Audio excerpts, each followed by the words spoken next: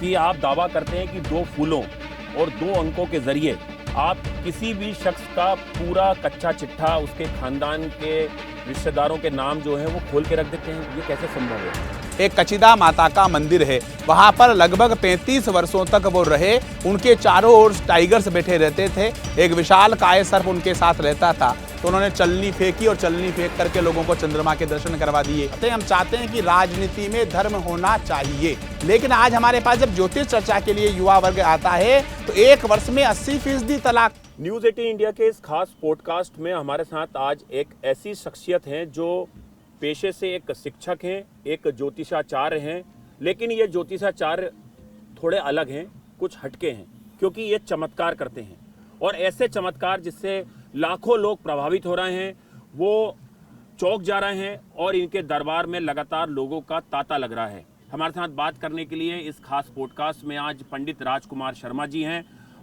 गुरुजी, आपका बहुत बहुत स्वागत है न्यूज़ 18 इंडिया के इस खास पॉडकास्ट में। जय सनातन। जय सनातन। मेरा पहला सवाल आपसे ये है, मैंने आपके बहुत सारे रील्स देखे हैं कि आप दावा करते हैं कि 2 फूलों और 2 अंकों के ज़रिए आप किसी भी शख्स का पूरा कच्चा चिट्ठा, उसके खानदान के रिश्तेदारों के नाम जो हैं वो खोल के रख देते हैं। ये कैसे संभव है? जय सनातन। सबसे पहले तो आनंद जी, मैं आपको ये बताना चाहूँगा कि हमारे द्वारा किसी भी तरह का कोई दावा नहीं किया जाता है। हम जब भी कोई सत्र प्रारंभ करते हैं तो प्रारंभिक सत्र में जनता को संबोधित करते हुए हम यही कहते हैं कि हम किसी भी तरह का कोई दावा नहीं करते हैं। हम यह बता देंगे, वह बता देंगे या यह चमत्कार कर देंगे, ऐसा हम नहीं कहते हैं। दूसरा, हम किसी को भी आमंत्रित भी नहीं करते हैं। जो लोग आते हैं अपनी स्वेच्छा से आते हैं। अब रहा विषय 2 फूलों और 2 अंकों का। गुरु कृपा से किसी भी आध्यात्मिक प्रक्रिया को प्रारंभ करने के लिए उसको एक व्यवस्थित क्रम है। उस व्यवस्था को प्रारंभ करने के लिए, जिसे किसी भी पंखे को चलाना है, किसी इलेक्ट्रॉनिक उपकरण को चलाना है, तो कुछ सांकेतिक व्यवस्थाओं का निर्माण होता है। उसमें आप 2 पुष्प ले लीजिए, 2 फल ले लीजिए, या प्रश्न कुंडली पर हम जो हमारी प्रश्न कुंडली होती है उस प्रश्न कुंडली पर भी उंगली रखवा करके भी उसको प्रारंभ कर देते हैं। ये केवल प्रक्रिया का हिस्सा है, न 2 पुष्पों से कुछ हो रहा है, न अंकों से कुछ हो रहा है, केवल ये प्रारंभिक प्रक्रिया है। गुरुजी, आप कहते हैं कि आपके एक गुरु थे और जिनसे आपने गुरु दीक्षा ली, और ये सब उनकी बदौलत हो रहा है। वो आपको ऊपर से सिग्नल देते हैं और फिर आप लोगों के दुख हरते हैं, उनके खानदान के लोगों के नाम बताना शुरू कर देते हैं। और हमने खुद देखा भी है, हम अभी लगातार जब कवरेज पे थे। ये कैसे संभव हो रहा है? सबसे पहले तो गुरु थे नहीं, गुरु हैं। गुरु हैं। गुरु किसी शरीर का नाम नहीं है। गुरु एक तत्व है जो सर्वत्र विद्यमान रहता है, पंचभौतिक शरीर से मुक्त होने के बाद भी विद्यमान रहता है।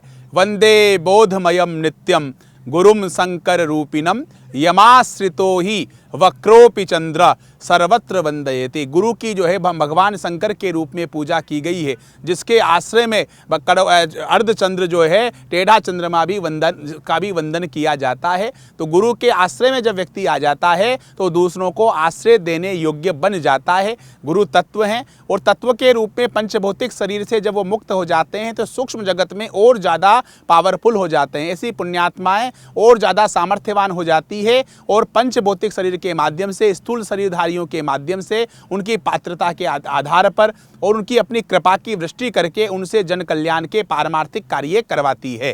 तो गुरुजी, आपके जो गुरु हैं वो गुरु कौन हैं? हमने सुना है कि देश की कद्दावर प्रधानमंत्री इंदिरा गांधी, बिल गेट्स, बड़े बड़े उद्योगपति, नेता, राजनेता उनकी कुटिया, उनकी गुफा पर जाते थे, उनसे सलाह मशवरा करते थे और जो वो कहते थे वो संभव हो जाता था।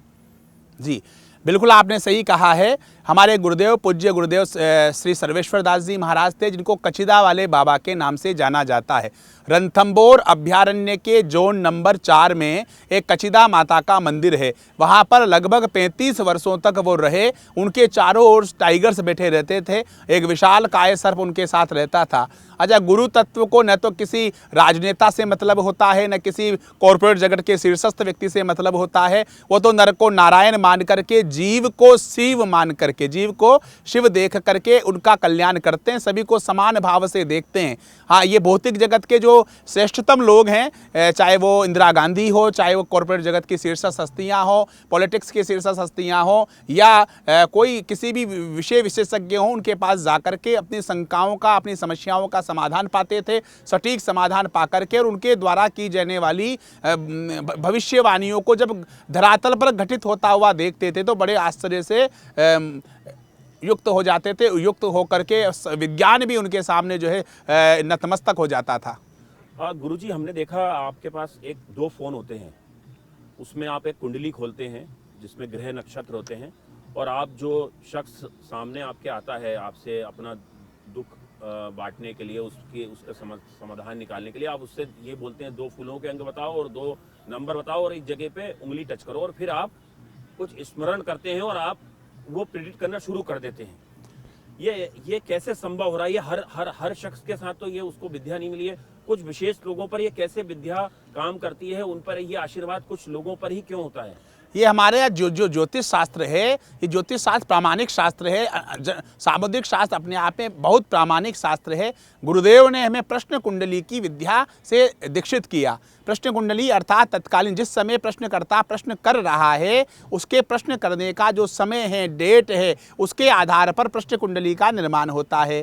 प्रश्नकर्ता से उस प्रश्न कुंडली पर अंगुली रखवाई जाती है, वो उंगली रखता है और हम उस प्रश्न कुंडली को एक टक देखते रहते हैं, उसको स्पर्श करते रहते हैं, दशा महादशा यूँ रोटेट करके, कभी दशा महादशा देखते रहते हैं, अंतरदशा देखते रहते हैं, और इसी आधार पर उसको देखते देखते हमें अंतरंग में जो प्रेरणा प्राप्त होती है, उस अंतरंग की प्रेरणा को हम सम्मुख वाले व्यक्ति को स्पष्टतया बताते हैं, और जब उसको बताते हैं तो बड़ा आश्चर्यचकित हो जाता है। और ये जिस तरह से आप सब लोग या वो सब लोग उत्सुक होते हैं कि ऐसा कैसे संभव हुआ, उतना ही उत्सुकता हमें भी रहती है कि जो हमारे द्वारा किया जा रहा है, ये हमारे इस पंचभौतिक शरीर के माध्यम से जो बताया जा रहा है, ये कैसे बताया जा रहा है। दूसरा विषय कहा कि हर व्यक्ति पर ऐसा क्यों नहीं होता है। योगक्षेमम वहामयम की हमारी संस्कृति है। योगक्षेमम वहामयम अर्थात जो प्राप्त है उसको संरक्षित रखना, और जो अप्राप्त है उसको पुनः प्राप्त करने का प्रयास करना। जन्म जन्मांतर के जो पारमार्थिक कार्य होते हैं, जन्म जन्मांतर के जो पुण्य कर्म होते हैं, उन पुण्य कर्मों का परमात्मा क्या करता है, उनका योनि, उनका स्थानांतरण करता है। जो पूर्व जन्म में आपने अर्जित किया उसका स्थानांतरण करता है। तो जन्म जन्मांतर की व्यवस्थाओं को तत्वज्ञ ऋषि मुनि देख करके, समझ करके उस व्यक्ति पर कृपा करके अपना कार्य करवाते हैं। गुरुजी, आपके पूर्वज, अभी हम आपके गांव गए थे, आपके जो पूर्वज हैं पंडित राम कुमार शर्मा जी, जो अब देह त्याग चुके हैं, हमने आपके घर वालों से पता करा कि वो भी बहुत चमत्कार करते थे। वो किसी जगह का अनुष्ठान कर रहे थे और वहाँ पे माचिस नहीं थी, तो उन्होंने कोई तंत्र मंत्र और कुछ करा और अग्नि प्रज्वलित हो गई। बिल्कुल, हमारे जो पूर्वज पंडित राम कुमार जी शर्मा जी थे, वो भगवती से साक्षात बात किया करते थे, और उनके कई चमत्कार हमारे बुजुर्गों ने जो वो हमें बताते आए हैं कि जैसे कभी मान लीजिए अग्नि जलाने के लिए माचिस की आवश्यकता नहीं थी, तो उन्होंने जो अग्नि प्रज्वलित कर दी। उनको कभी उनके मुख से जो है ये निकल गया अमावस्या के दिन, भाई आज पूर्णिमा है, तो सभी लोगों ने उपहास करना प्रारंभ कर दिया कि महाराज आप आज तो पूर्णिमा है, आज तो अमावस्या है, आप पूर्णिमा कर रहे हैं। तो उन्होंने चलनी फेंकी और चलनी फेंक करके लोगों को चंद्रमा के दर्शन करवा दिए। अच्छा। हाँ, इस तरह के दिव्य विलक्षण महापुरुष थे, और उनकी इस विलक्षणता का भी स्थानांतरण हमारे अंदर हो रहा है। जैसे कहा जा रहा है थायराइड का स्थानांतरण हो रहा है, हेरेडिटी से थायराइड आ रही है, शुगर आ रही है, ये सारी चीज़ें लोग कहते हैं। जो हमारे चिकित्सा विज्ञान कहता है कि यदि आपके दादा पिता या किसी के अगर हेरिडिटी में ये चीज़ें हैं तो आप सावधान हो जाइए। उसी तरह से मेधा, प्रज्ञा, विलक्षणता, कुशलता, दक्षता, इनका भी पीढ़ी दर पीढ़ी स्थानांतरण होता है, और योग्य गुरु जब मिल जाता है तो इस स्थानांतरण की परिपक्वता प्राप्त हो जाती है। गुरुजी, आप पर माँ बगलामुखी का आशीर्वाद है और आप अनुष्ठान भी करते हैं, तो ये अनुष्ठान की प्रक्रिया क्या होती है, कैसे अनुष्ठान करते हैं? देखिए, अनुष्ठान जो हम करते हैं, विगत 5 वर्षों में जो भी हमने अनुष्ठान किए वो सब निष्काम अनुष्ठान करते हैं। क्यों करते हैं निष्काम अनुष्ठान? क्योंकि हमारे शास्त्र कहते हैं कि आयु कर्म वित्तम च विद्या निधन मेव च पंच एतानि सृजयन्ते गर्भस्थ एव देहिन, अर्थात आयु, कर्म, विद्या, निधन, ये सब परमात्मा ने पहले से ही निर्धारित कर दिया है। इसमें कोई परिवर्तन नहीं किया जा सकता है। लेकिन अनुष्ठानों के माध्यम से आज तक जो 5 वर्षों में हमने अनुष्ठान किए, हम कोई भी व्यक्ति आकर के ये नहीं कह सकता कि पंडित राजकुमार शर्मा ने मुझे यह आश्वासन दिया या यह भय दिखा करके, यह गारंटी दे करके अनुष्ठान करवाया। अनुष्ठानकर्ता से हम कहते हैं कि इससे कुछ भी नहीं होगा, इससे कुछ भी नहीं होगा, सब कुछ नष्ट हो जाए तो भी आप परमात्मा के चरण नहीं छोड़ो, यह संकल्प लो। जो व्यक्ति आएगा वो भोजन करेगा, अल्पाहार करेगा, जो व्यक्ति आएगा पूजा करेगा। सार्वजनिक अनुष्ठान का जो यजमान हम भगवती को मानते हैं और मान करके आगे चलते जाते हैं। अब अनुष्ठानों के माध्यम से नकारात्मकता की जो तीव्रता है, हमारी जो होने वाली नकारात्मकता की तीव्रता को कम किया जा सकता है। जैसे 1000 रुपये की हमें हानि होनी है तो वो परमात्मा की कृपा से वेदों में, शास्त्रों में, ग्रंथों में, ऋषियों ने, मुनियों ने, तपस्वियों ने जो मार्ग हमें बताया है, उस मार्ग का यदि हम विधि सम्मत मार्ग, शास्त्र सम्मत प्रक्रिया से पालन करेंगे तो वो निश्चित रूप से मान के चलिए कि दशांश रह जाएगा। होने वाले लाभ की जो प्रतिशतता है किसी के आशीर्वाद से क्या होती है, कई गुना बढ़ जाती है। तो हमारी अनुष्ठानिक पद्धति वास्तव में विलक्षण है। गुरुजी, हमने सुना कि कोई क्रिकेटर है, उसका आईपीएल में सिलेक्शन नहीं हो रहा था, वो आपके पास आया तो उसका सिलेक्शन हो गया। किसी आपके गांव में पता चला कि आपने बताया कि फलाना क्षेत्र में अपनी बेटियों की शादी करना तो सफल होगी और आज वो शादी सफल हो रही है। ऐसे बहुत सारे उदाहरण हैं। तो क्या ये देवीय आशीर्वाद या आपके गुरुजी का आशीर्वाद कुछ विशेष लोगों को ही मिलता है? अगर चुनाव जीतने वाले को आपका आशीर्वाद मिल रहा है तो क्या हारने वाले के ऊपर आशीर्वाद नहीं है? नहीं, ये पात्रता का कोई पैमाना नहीं है, ये तो कृपा की व्यवस्था है। पारमार्थिक व्यवस्थाएं कृपा साध्य है, क्रिया साध्य नहीं है। मूकम करोति वाचालम, मूकम करोति वाचालम, पंगुम लंघयते गिरि, यत कृपा तमहम वंदे परमानंद माधवम। जब उसकी कृपा होती है तो गूंगा भी बोलने लग जाता है, लंगड़ा भी बड़े बड़े गिरि शिखरों को पार कर जाता है। कृपा में वो सामर्थ्य है जो सामान्य मानव, अति प्रतिभा संपन्न मानव, अति संसाधनों से युक्त मानव जो कर नहीं सकता, कृपा के माध्यम से वो बहुत आसानी से हो जाती है। तू चाहे तो पल विच पार करे, तू चाहे तो पल विच पार करे, तेरा एक इशारा काफी है। अगर उस सृष्टि के नियंता का संकेत हो जाए तो संकेत मात्र से व्यवस्थाएं परिवर्तित हो जाती है और इसके लिए चयन करने का अधिकार उन्हीं का है। गुरुजी, ये मारन क्या संभव है? कर्ण पिशाचनी को लेके आप इनका क्या मत है? काला जादू जो होता है, जादू टोना, क्या ये होता है वास्तविक में? लोग इस पे विश्वास करते हैं या ये अंधविश्वास है, ये डर है? ये देखिए, जनमानस के अंदर जो भय बना हुआ है उसको कुछ लोगों ने भय को ही व्यापार बना रखा है, भय को ही व्यापार बना रखा। जनमानस का भय कुछ लोगों का व्यापार बना करके, भय का आरोपण करके, व्यापार करके अपनी दुकानें वो लोग चला रहे हैं। मारन और जो आपने अभिचार कर्म कहे, अभिचार कर्म होते हैं, लेकिन ये जितने 90-95% जो लोग ये इन चीज़ों का दावा करते हैं वो असत्य है। आज हम आपके टीवी चैनल के माध्यम से ये कहना चाहते हैं कि अगर कोई मारन करने में दक्ष इस भारत में कोई व्यक्ति हो या विश्व में भी कोई व्यक्ति हो तो हम हमको आमंत्रित करते हैं, उसको हम आमंत्रित करते हैं। यदि कोई आपके पास ऐसी व्यवस्था है जिससे आप वास्तव में मारन कर सकते हैं तो आइए, हम आपका स्वागत करते हैं। क्योंकि हमारे पास, हम जब ज्योतिष चर्चा करते हैं तो हमारे पास ऐसे कई लोग आते हैं जिनके परिजन जो बहुत वयोवृद्ध हो चुके हैं, जो महीनों से 5, 7, 10, 15, 20 महीनों से लगातार आईसीयू में उनके 150 लोग हैं और वो हमसे कहते हैं गुरुदेव अब इतना सा बता दीजिए, कोई ऐसी आध्यात्मिक प्रक्रिया कर दीजिए जिसके माध्यम से ये जो है देह भाव से मुक्त हो जाए। अगर आप वास्तव में मारन कर सकते हैं तो आप आइए ना, लोग आपका सम्मान करेंगे, सम्मान करके आपको मालाएं पहनाएंगे, आपके प्रति कृतज्ञता व्यक्त करेंगे। ऐसे जो लोग जन्म जन्मांतर के बंधनों से मुक्त होना चाहते हैं, अगर आपके पास कोई ऐसी व्यवस्था है भौतिक जगत के अलावा तो वो करके दिखाइए। इसका मतलब जब हम इस तरह की चुनौती देते हैं तो कोई आता नहीं, इसका मतलब ये सब फालतू की बातें हैं, ये धरातल पर कुछ नहीं है। गुरुजी, हवन पूजन अनुष्ठान ये लोग जो कराते हैं किसी पंडित से या ज्योतिषाचार्य से, ये विश्वास के लिए कराते हैं कि ईश्वर उनके कामों को करेगा, या इसके पीछे कोई मनोवैज्ञानिक तर्क है, कोई साइकोलॉजी है? आप क्या सोचते हैं? देखिए, शिक्षक भी है क्योंकि पेशे से। देखिए, पूजा हवन आदि जो हमारी वेदोक्त शास्त्रोक्त परंपरा है, ये शास्त्रोक्त परंपरा जिस तरह से आज हम यहाँ पर बैठ करके मोबाइल के माध्यम से जो अमेरिका में बैठे हुए व्यक्ति से बात कर सकते हैं, लाइव बात कर सकते हैं, तो केवल तरंगों का ही तो खेल है। तरंगों के माध्यम से कोई यंत्र तो यहाँ से वहाँ तक लगा हुआ नहीं है, केवल तरंगों के माध्यम से यहाँ से सुदूर बैठे हुए व्यक्ति से जिस तरह से हम बात कर सकते हैं, उसी तरह से हमारे वेदों में शास्त्रों में ऐसी परंपरा है कि यज्ञ के माध्यम से, अग्नि के माध्यम से हम जो आवाहित देवी देवताएं हैं उनको आहुतियाँ प्रदान करते हैं, तो उनको वहाँ तक वहाँ प्राप्त होती है और उससे हमारा वातावरण शुद्ध भी होता है। यज्ञ का, हवन का वैज्ञानिक महत्व भी है, आध्यात्मिक महत्व के साथ साथ वैज्ञानिक महत्व भी है। और ये जो जिन खोजा तिन पाइया, गहरे पानी पेट में बपुरा बूढ़न डरा, रहा किनारे बैठ, जिन लोगों ने भी इन विषयों में अनुसंधान किया है, योग्य गुरु के सानिध्य में शास्त्रों के मार्ग का अनुसरण किया है, उन लोगों ने इसके स्वाद को चखा है, जो वह ऐसा स्वाद है जिसका वर्णन आप नहीं कर सकते। वो अद्भुत है, अकल्पनीय है। तभी तो आज पूरा सनातन के पीछे पूरा विश्व दंडवत व्यवस्था में है, क्योंकि इनका निश्चित रूप से लाभ होता ही है।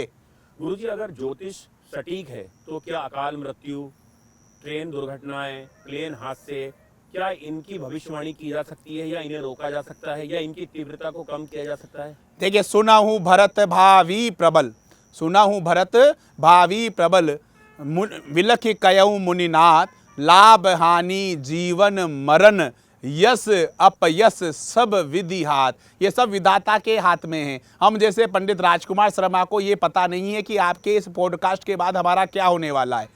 किसी को संसार में उस ब्रह्मांडीय व्यवस्था का, ईश्वरीय व्यवस्था के बारे में किसी को कुछ पता नहीं है। वो ईश्वरीय व्यवस्था है, वो पराशक्ति हम जैसे लोगों को, विद्वानों को जो कभी कभार जो संकेत मिलते हैं, उन संकेतों को हम जनमानस तक पहुंचाते हैं और उन संकेतों की सटीकता को देख करके जनमानस आश्चर्यचकित हो जाता है और नतमस्तक हो जाता है। गुरुजी, विज्ञान और ज्योतिष, इनके बीच में एक खाई है। विज्ञान ज्योतिष को नहीं मानता है, ज्योतिष की अपनी एक बहुत बड़ी दुनिया है, उसका एक अलग ओरा है।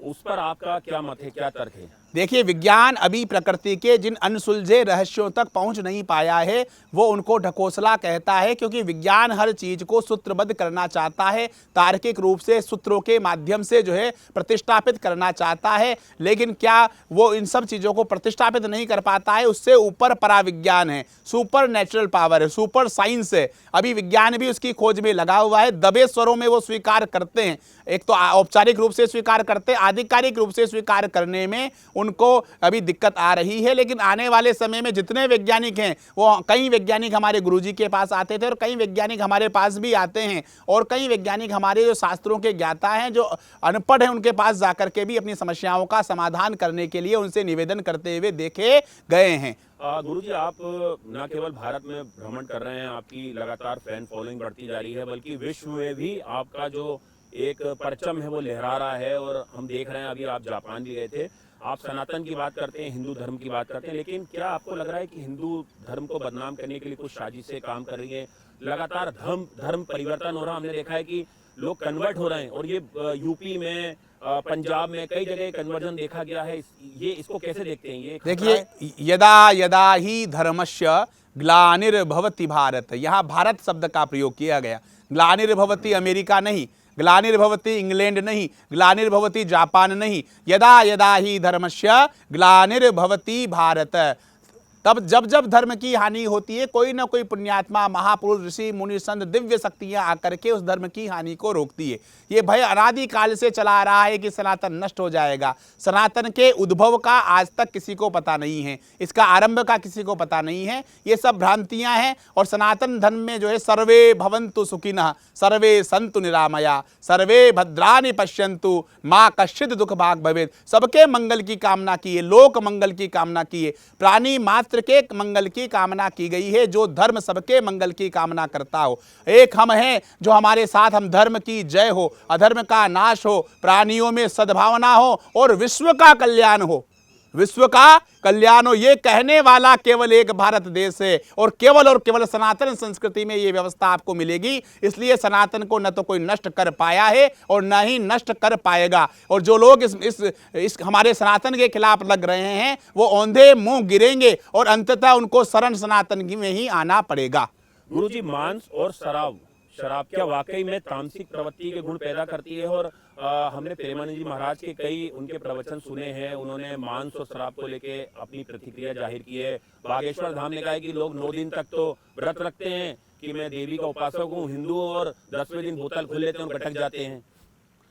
देखिए, न मांस भक्षणे दोषे न मध्य न च मैथुने प्रवृत्तिर ऐशाम भूतानाम निवृत्तिस्तु महाफला। न मांस भक्षण में दोष है, न मध्य में, न किसी, ये सब प्रवृत्तियां हैं जन्मजात। जिसने भी चराचर जगत में जन्म लिया है वो सब क्या है? प्रवृत्ति है। ये चराचर जगत की प्रवृत्ति है। लेकिन हमारा जो धर्म है वो प्रवृत्ति से निवृत्ति की मार्ग की बताता है। प्रवृत्तिर ऐशाम भूतानाम निवृत्तिस्तु महाफला। इस प्रवृत्ति से जब हम निवृत्ति की ओर जाएंगे तभी हमें वो महान फल प्राप्त होगा। ये पशुता और मानवता के बीच की खाई है। ये प्रवृत्ति अर्थात पशुता की प्रवृत्ति को छोड़ करके मानवता की प्रवृत्ति के लिए ही हमें जन्म दिया गया है। ये मानव जीवन हमें बहुत मुश्किल से मिला है, इसलिए इस प्रवृत्ति से निवृत्ति की ओर जाना चाहिए। तभी हमारा ये जीवन सफल भी होगा, सार्थक भी होगा और उपयोगी भी होगा। इसलिए मद्य मांस आदि व्यवस्थाओं से व्यक्ति को मुक्त रहना चाहिए। गुरुजी, आप छात्र नेता भी रहे हैं और इस सवाल का जवाब जरूर दीजिएगा। देश के जो भावी प्रधानमंत्री हैं श्री नरेंद्र मोदी जी और नेता प्रतिपक्ष राहुल गांधी जी, इनको लेके क्या आप कुछ भविष्यवाणी करना चाहेंगे, या आपने इनकी कुंडलियां देखी, क्या कहती हैं कुंडलियां भविष्य में और वर्तमान में? राजनीति से संबंधित किसी भी प्रकार की टीका टिप्पणी, किसी भी प्रकार की भविष्यवाणी से हम बचते हैं और नहीं करते हैं। हम ये चाहते हैं कि हमारे जो समर्थ लोग हैं, राजनेता जो लोग हैं, वो जनमानस को जो है प्रभावित करने वाले लोग हैं। हम चाहते हैं कि वो शास्त्रों के अनुसार, वेदों के अनुसार धर्म का निर्वहन करें, राम राज्य की स्थापना हो। यतो धर्मस ततो जय, जहाँ धर्म है वहाँ पर जय होगी। जो राजनेता धर्म के साथ चलेंगे वो निश्चित रूप से विजयश्री का दामन थामेंगे और थाम करके तेरा वैभव अमर रहे माँ, हम दिन 4 रहे ना रहे। हमें उस राष्ट्र के निर्माण में, उस भारत माता मातृभूमि के लिए हमें काम करना है। इदम राष्ट्राय स्वाहा, जो राष्ट्र के लिए करेगा वो हमारे लिए वंदनीय है। इसलिए हम किसी भी प्रकार की टीका टिप्पणी, किसी भी प्रकार की भविष्यवाणी से हम नहीं करते। हम तो लोक मंगल की कामना करते हैं। हम चाहते हैं कि राजनीति में धर्म होना चाहिए, धर्म में राजनीति नहीं होनी चाहिए। गुरुजी, बागेश्वर धाम धीरेन्द्र शास्त्री जी को लेके आप क्या कहना चाहेंगे? वो भी पर्ची निकालते हैं और आज करोड़ों में उनके भक्त हैं, तांता लगा रहता है जब वो प्रवचन करते हैं, अपनी बातें कहते हैं। तो देखिए, एक 26 साल के युवा ने आकर के पूरे विश्व में सनातन की लहर जगा दी।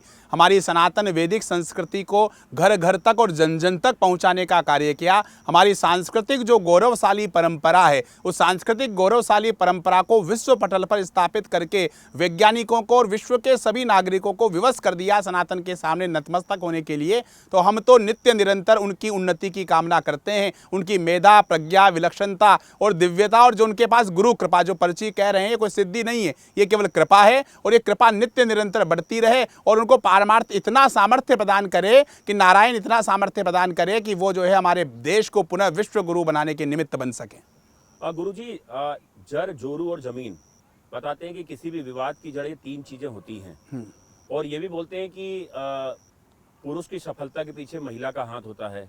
लेकिन हमने कुछ ऐसे भी किस्से देखे हैं अभी 2025 में कि बहुत सारे पत्नियों ने अपने पतियों की हत्या करा दी, जिसमें वो मेरठ का ड्रम केस, एक इंदौर का केस, ये बड़े चर्चित रहे हैं देश दुनिया में, जिन पर फिल्म तक बनी है। ये ऐसा क्यों हो रहा है? रिश्तों में ये खटास या रिश्तों में ये दूरी? सांस्कृतिक जो हमारी मर्यादाएं हैं, शास्त्र संबद्ध मर्यादाओं का हम पालन नहीं कर रहे हैं, इसलिए ऐसा हो रहा है। हमारे यहाँ नारी को, मातृशक्ति को वंदनीय कहा है। यत्र नार्यस्तु पूज्यन्ते रमन्ते तत्र देवता, जहाँ नारियों की पूजा होती है वहाँ देवताओं का निवास होता है।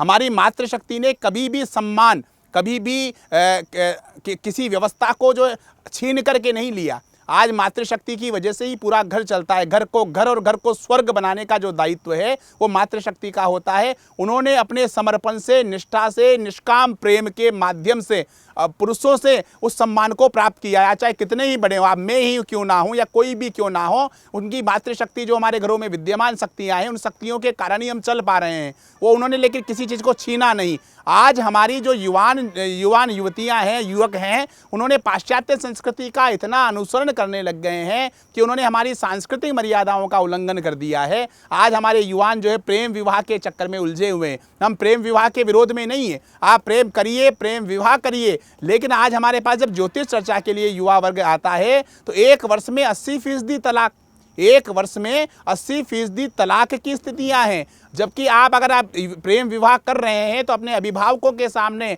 अपनी सामाजिक मर्यादाओं के सामने 35वीं, 40वीं, 50वीं वर्षगांठ मना करके एक उदाहरण प्रस्तुत करिए ना। हमारे माता पिता ने, हमारे अभिभावकों ने कभी कोई एक दूसरे को देखा भी नहीं, लेकिन आज भी 50वीं, 55वीं वर्षगांठ मना करके वो एक दूसरे को संबंध को निभा रहे हैं, आदर्श प्रस्तुत कर रहे हैं। हमारी माताएं कहती हैं कि जब भी हमारी माताएं बहनें कहती है कि हम उस संस्कृति के उपासक हैं, जब पूजा के बाद कुछ मांगती है तो कहती है कि मैं सुहागिन मरनी चाहिए। कितना बड़ा शब्द है ये, कि मतलब मेरे पति से पहले मेरी मृत्यु होनी चाहिए। ये हमारी सांस्कृतिक विरासत का देन है। आज भामाशाह में तो अभी महिलाओं को मुखिया बनाया। हमारी संस्कृति लक्ष्मी नारायणाभ्याम नमः, लक्ष्मी जी को पहले लिया, उमा महेश्वराभ्याम नमः, माम उमा को पहले लिया, सची पुरंदराभ्याम नमः, पहले सची को लिया, राधे कृष्णाय नमः। तो हमने हमारी सांस्कृतिक मर्यादा का उल्लंघन किया। शास्त्रों के अनुसार, वेदों के अनुसार हम पद्धति का पालन नहीं कर रहे हैं। इस कारण से ऐसी भयावह स्थितियां देखने को मिल रही है जो समस्त हमारी मातृशक्ति को कलंकित कर रही है। तो हमारी मातृशक्ति से आग्रह है,